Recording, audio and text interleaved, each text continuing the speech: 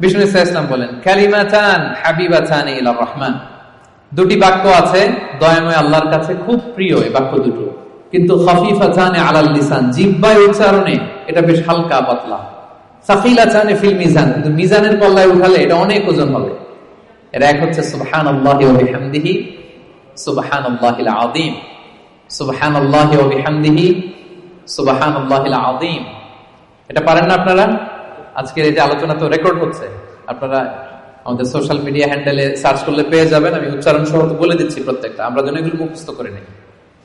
দুটি বাক্য আল্লাহর কাছে খুব প্রিয়, বড্ড প্রিয়, কিন্তু জিহ্বায় উচ্চারণ একেবারে very simple, very easy and smooth, কিন্তু মিজানের পাল্লা রেখে দিলে অনেক ভারী হয়ে যাবে। সুবহানাল্লাহি ওয়া বিহামদিহি সুবহানাল্লাহিল আযীম।